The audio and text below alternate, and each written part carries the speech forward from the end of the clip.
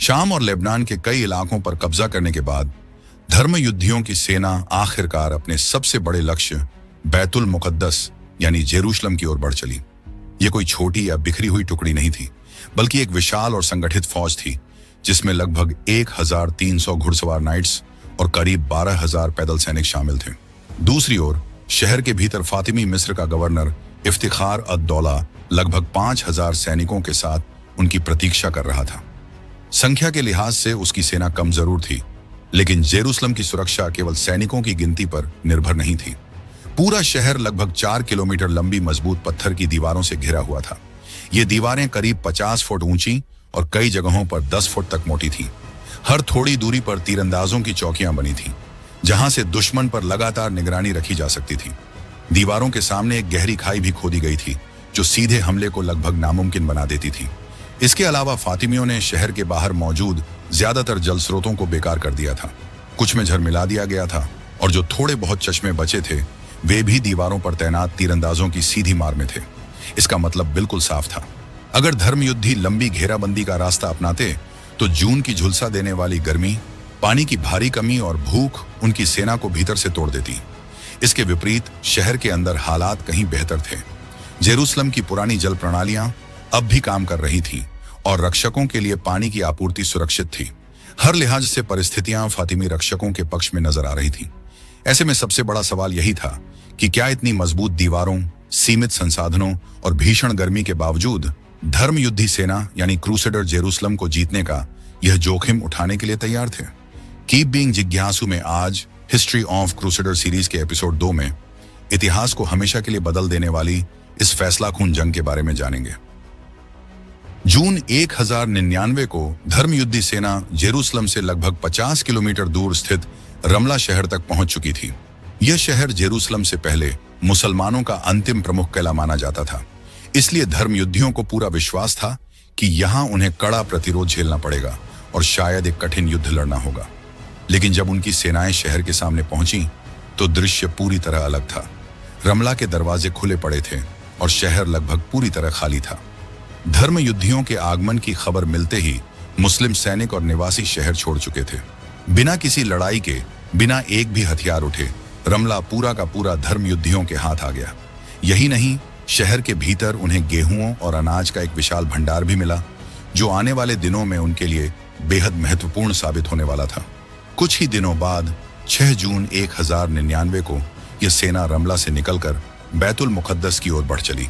जब धर्मयुद्धी सेना जेरूसलम से महज 16 किलोमीटर दूर थी, तभी उनके रास्ते में एक और शहर आया, बैतलहम। यह शहर ईसाइयों के लिए अत्यंत पवित्र माना जाता था, क्योंकि उनके विश्वास के अनुसार यहीं ईसा मसीह का जन्म हुआ था। इसी स्थान पर बाद में एक भव्य गिरजाघर बनाया गया, जिसे चर्च ऑफ नेटिविटी कहा जाता है। बैतलहम के ईसाई निवासियों को जैसे ही धर्मयुद्धियों के आने की खबर मिली, उन्होंने उन्हें संदेश भेजा कि शहर उनके स्वागत के लिए तैयार है और वे उन्हें मुसलमानों के नियंत्रण से मुक्त कराने आए मसीही योद्धाओं के रूप में देख रहे हैं। धर्मयुद्धियों ने एक छोटा सा दस्ता बैतलहम की ओर भेजा। बिना किसी लड़ाई के, बिना किसी प्रतिरोध के शहर उनके नियंत्रण में आ गया। वहां कोई मुस्लिम सैनिक मौजूद नहीं था और आबादी पूरी तरह ईसाई थी, जिन्होंने धर्मयुद्धियों का खुले दिल से स्वागत किया। इस आसान सफलता के बाद सैनिकों ने चर्च में जाकर ईसा मसीह का धन्यवाद किया, प्रार्थनाएं की और विजय के नारे लगाए। लेकिन बैतलहम उनका अंतिम लक्ष्य नहीं था। कुछ ही समय बाद वह दस्ता वापस मुख्य सेना में लौट आया और पूरी धर्मयुद्धी सेना एक बार फिर अपने असली उद्देश्य बैतुल मुकद्दस जेरूसलम की ओर बढ़ चली। उस समय तक जेरूसलम के चारों ओर का इलाका पूरी तरह धर्मयुद्धियों के नियंत्रण में आ चुका था। शहर खुद उनके बीच ऐसे खड़ा था जैसे समुद्र के बीच कोई अकेला द्वीप। 7 जून 1099 को जब धर्मयुद्धी सेना को पहली बार जेरूसलम की दीवारें दिखाई दी, तो वह दृश्य उनके लिए भावनाओं से भरा हुआ था। कई सैनिक अपने आंसू रोक नहीं पाए। ये वही शहर था जिसके लिए वे यूरोप से हजारों किलोमीटर की यात्रा, भूख, बीमारी और युद्ध सहते हुए यहां तक पहुंचे थे। उनके दिलों में अब सिर्फ एक ही चाह थी, जितनी जल्दी हो सके इस पवित्र नगर पर अधिकार कर लिया जाए। लेकिन यह काम उतना आसान नहीं था। जैसा कि वे जल्द समझने वाले थे, फातिमी शासकों ने जेरूसलम की रक्षा के लिए पूरी तैयारी कर रखी थी। मजबूत दीवारें, कड़ी निगरानी और कठोर इंतजाम। हर चीज इस बात का संकेत थी कि यह शहर आसानी से गिरने वाला नहीं है। धर्म युद्धियों के लिए जेरूसलम अब सिर्फ एक लक्ष्य नहीं रहा था, बल्कि एक ऐसी चुनौती बन चुका था जिसे जीतना बेहद कठिन होने वाला था। 7 जून 1099 को धर्म युद्धि सेना ने दक्षिण और उत्तर दोनों दिशाओं से जेरूसलम की घेराबंदी शुरू कर दी। शहर तो घिर गया, लेकिन जल्द ही एक बड़ी समस्या सामने आ गई, पानी। इतिहासकार इफ्तिखार अद-दौला के वर्णन के अनुसार घेराबंदी करते ही धर्म युद्धियों को पानी की भारी कमी झेलनी पड़ी। शहर के बाहर एक छोटा सा तालाब था जिसमें पीने का पानी मौजूद था, लेकिन वह भी गंभीर मुश्किलों से भरा हुआ था। पहला, वह तालाब एक पत्थरीली जमीन से निकलने वाले झरने से भरता था, जिसे पूरा भरने में लगभग 3 दिन लगते थे। दूसरा और सबसे खतरनाक पहलू यह था कि वह स्थान फातिमी तीरंदाजों की सीधी मारक सीमा में था। तपती गर्मी और भयानक प्यास ने धर्म युद्धियों को मजबूर कर दिया। हर 3 दिन बाद वे उसी तालाब की ओर बढ़ते, दुश्मन के बरसते तीरों के बीच। वहां पहुंचते ही संघर्ष छिड़ जाता। कुछ सैनिक फातिमी तीरों से मारे जाते तो कुछ ढालों से तीर रोकते हुए आगे बढ़ते रहते। इस अफरा तफरी में कई जानवर जिन्हें पानी ढोने के लिए लाया गया था, तालाब में गिरकर मर गए। जल्द ही वह तालाब लाशों से भर गया और पानी पीने के लायक नहीं रहा। इस तरह धर्म युद्धि उस एकमात्र जल स्रोत से भी वंचित हो गए। मजबूर होकर उन्होंने दूसरी जगहों पर पानी तलाशना शुरू किया। बड़ी मुश्किल से लगभग 10 किलोमीटर दूर उन्हें पानी मिला, लेकिन वह गंदा, बदबूदार और अस्वास्थ्यकर था। सैनिक उस पानी को मशक्कत से ढोकर लाते और रोटी के साथ पीते। उसमें जहरीले कीड़े और खून चूसने वाले जोंक तक होते थे। गलती से भी अगर कोई जोंक शरीर से ठीक तरह न निकाली जाती तो वह असहनीय पीड़ा और कभी-कभी मौत तक का कारण बन जाती। जेरूसलम की दीवारों के बाहर अब लड़ाई सिर्फ तलवारों की नहीं थी। ये लड़ाई प्यास, गर्मी और इंसानी सहनशक्ति की भी थी। जब फातिमियों को पता चला कि दुश्मन किस रास्ते से पानी ला रहा है, तो उन्होंने वहां भी अपने सिपाही तैनात कर दिए। अब पानी लाना और भी खतरनाक हो गया था। 13 जून को क्रूसेडरों ने उत्तर और दक्षिण दोनों तरफ से जोरदार हमला किया। सीढ़ियां लगाकर दीवारों पर चढ़ने की कोशिश की गई। उन्हें भरोसा दिलाया गया था कि अगर पूरा दिन हमला जारी रखा गया तो शहर टूट जाएगा। पूरे जोश के साथ हमला हुआ, लेकिन दीवारों पर मौजूद फातिमी तीरंदाजों ने इसे बुरी तरह नाकाम कर दिया। जैसे ही सैनिक ऊपर चढ़ते, तीरों की बौछार उन्हें नीचे गिरा देती। कहा जाता है कि फातिमी सैनिक दोनों हाथों में तलवार लेकर लड़ सकते थे, जबकि क्रूसेडर एक हाथ में तलवार और दूसरे में ढाल रखते थे। इसी वजह से आमने सामने की लड़ाई में फातिमियों को साफ बढ़त थी। यह पहला बड़ा हमला, जिसके बारे में क्रूसेडरों को जीत की उम्मीद दिलाई गई थी, पूरी तरह असफल रहा और सेना वापस अपने कैंपों में लौट गई। इस नाकामी के बाद क्रूसेडर नेताओं ने सरदारों के साथ बैठक की। तय हुआ कि जब तक दीवारों पर चढ़ने के लिए सही औजार तैयार नहीं हो जाते, कोई नया हमला नहीं किया जाएगा। 11वीं सदी में किसी शहर को तोड़ने के लिए सिर्फ मंगनीक कैटापल्ट ही नहीं, बल्कि 2 और हथियार बहुत मशहूर थे, बैटरिंग रैम और सीज टावर। रैम एक मोटे और मजबूत लकड़ी के तने से बनाया जाता था, जिसके सिरे पर लोहे की परत छड़ी होती थी। इसे बार बार दीवार या दरवाजे से टकराया जाता ताकि वह टूट जाए। सीज टावर एक ऊंचा लकड़ी का मीनारनुमा ढांचा होता था, जिसमें कई मंजिलें होती थीं। इसे शहर की दीवार के बराबर ऊंचा बनाया जाता और नीचे पहिए लगाकर आगे बढ़ाया जाता। दीवार के पास पहुंचते ही इसका एक हिस्सा पुल की तरह खुल जाता, जिससे सैनिक सीधे दीवार पर चढ़ सकते थे। अब जेरूसलम के बाहर जंग का अगला दौर शुरू होने वाला था। लकड़ी, लोहे और सब्र की जंग, ये वही 2 हथियार थे, रैम और सीज टावर, जिन्हें बनाने के लिए क्रूसेडरों को बड़ी मात्रा में लकड़ी चाहिए थी। स्थानीय ईसाइयों ने इसमें उनकी मदद की। उन्होंने आसपास की ऐसी जगहों के बारे में बताया जहां घने जंगल और बड़े बड़े पेड़ मौजूद थे। वहीं से भारी पैमाने पर लकड़ी और तने काटे गए और तैयारी शुरू हुई। कुछ ही दिनों में जरूरी सामान इकट्ठा कर लिया गया। एक बेहद विशाल बैटरिंग रैम बनाई गई, जिसके अगले सिरे पर लोहे की मोटी परत चढ़ाई गई। इसके साथ साथ कम से कम 2 बड़े सीज टावर तैयार किए गए, जो 3 मंजिल ऊंचे थे और शहर की दीवारों के बराबर थे। दीवार पर चढ़ने के लिए बड़ी संख्या में सीढ़ियां भी बना ली गईं। इसके अलावा शहर की दीवार के सामने मौजूद खाई को जल्दी जल्दी भरने का काम भी शुरू कर दिया गया, ताकि हमला आसान हो सके।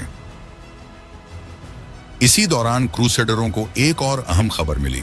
इटली के शहर जेनुआ से 6 जहाज राशन लेकर जाफा पहुंच चुके थे, जो जेरूसलम से लगभग 66 किलोमीटर दूर था। तुरंत एक दस्ता जाफा भेजा गया ताकि वहां से खाने पीने का सामान लाया जा सके। रास्ते में झड़पें हुई, लेकिन यह दस्ता किसी तरह जाफा पहुंचने में कामयाब रहा। हालांकि जश्न ज्यादा देर नहीं चला, हालात पलट चुके थे। फातिमी नौसेना ने हालात को भांपते हुए पीछे हटना बेहतर समझा। उन्होंने कुछ जहाज जब्त किए और मिस्र की ओर लौट गए। फिर भी क्रूसेडर इस मौके से पूरा फायदा उठा चुके थे। वे काफी मात्रा में राशन अपने साथ ले आए और उसे जेरूसलम के बाहर डटे लश्कर में बांट दिया गया।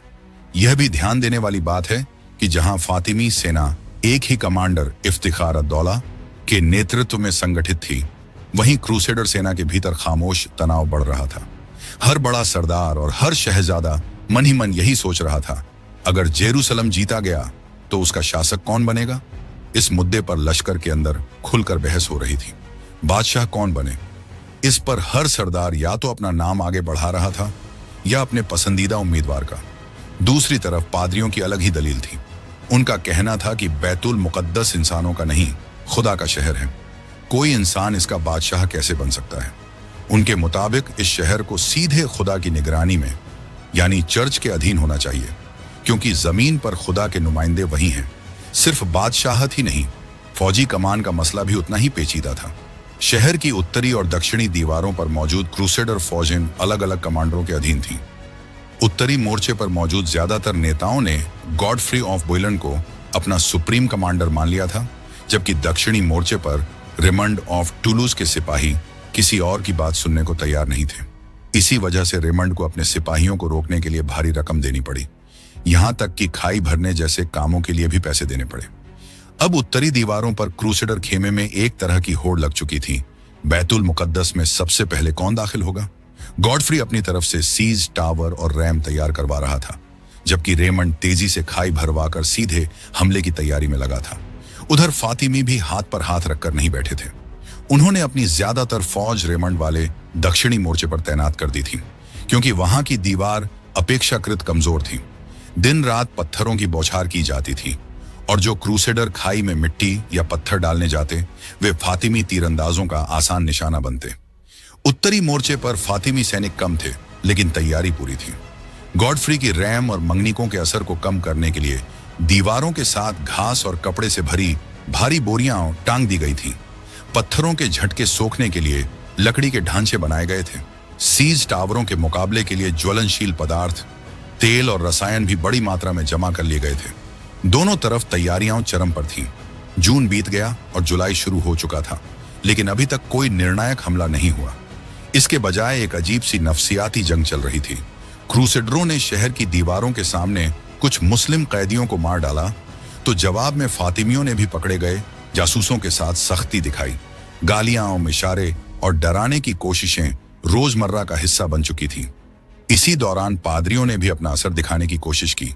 8 जुलाई को बड़ी संख्या में क्रूसेडर सिपाही नंगे पांव, कंधों पर क्रॉस उठाए, शहर की उत्तरी दीवार के साथ जुलूस की शक्ल में चलने लगे।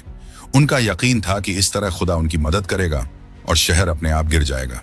लेकिन जैसे ही वे दीवारों के बहुत करीब पहुंचे, फातिमी तीरंदाजों ने तीर और पत्थरों की बारिश कर दी। कई लोग वहीं मारे गए और जो बचे जान बचाकर भागने पर मजबूर हो गए। अब यह साफ हो चुका था, बैतुल मुकद्दस न दुआ से गिरने वाला था, न जुनून से। यह शहर सिर्फ एक चीज से जीता जा सकता था, खून और आग से। 14 जुलाई 1099 की सुबह जैसे ही सूरज निकला, क्रूसेडर लश्कर ने दोनों तरफ से बैतुल मुकद्दस पर आखिरी धावा बोल दिया। उत्तर नॉर्थ की तरफ से रैम को आगे बढ़ाया गया और दोनों सीज टावर भी धीरे धीरे दीवारों की ओर खिसकने लगे। फातिमी पूरी तरह चौकस थे। उन्होंने आगे बढ़ते दुश्मन पर तीरों और पत्थरों की बारिश शुरू कर दी। नुकसान बहुत हुआ, लेकिन क्रूसेडर ढालों की आड़ लेकर फिर भी दीवार के उस कमजोर हिस्से की तरफ बढ़ते रहे जिसे तोड़कर वे शहर में दाखिल होना चाहते थे। फातिमियों ने अपना पूरा जोर रैम और सीज टावरों पर लगा दिया।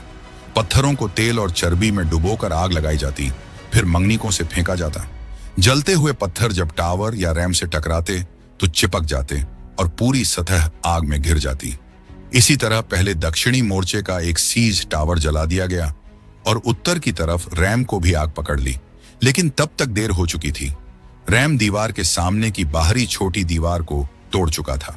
उसी दरार से क्रूसेडरों ने जलती हुई रैम को अंदर धकेल दिया ताकि अंदरूनी मुख्य दीवार को और ज्यादा नुकसान पहुंचाया जा सके। पहली दीवार टूट चुकी थी और वहीं से अगले हमले की राह खुल गई।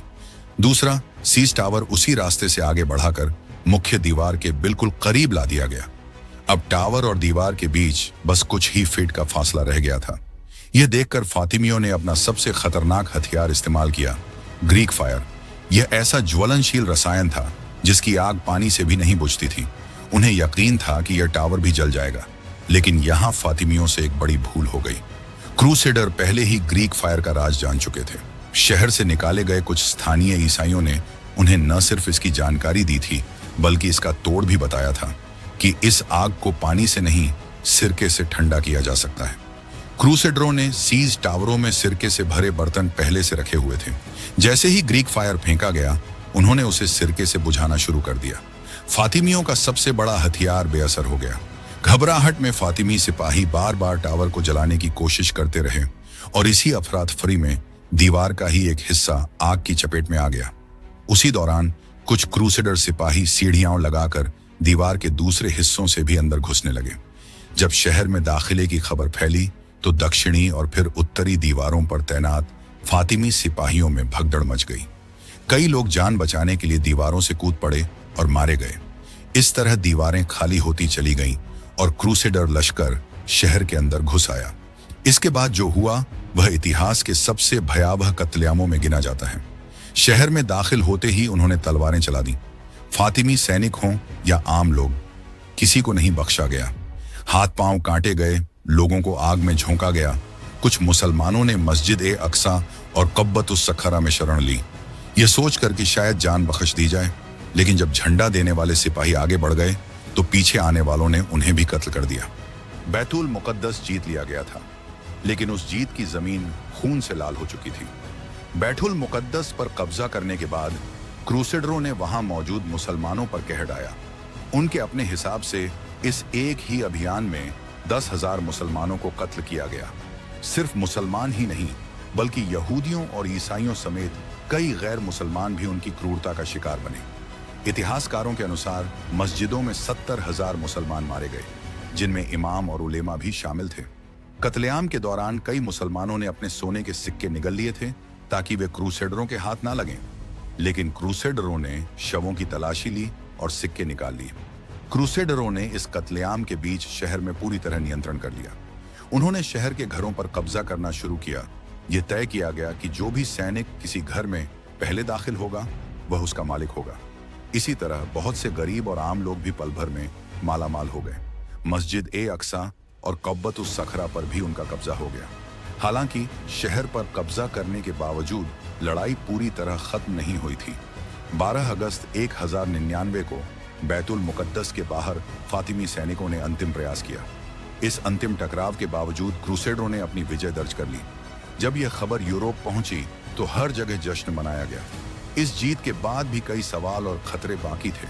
मुसलमान फिर से तैयार हो रहे थे और क्रूसेडरों को यह समझना था कि जीत का मतलब केवल शहर पर कब्जा करना नहीं, बल्कि उसे लंबे समय तक बनाए रखना भी था।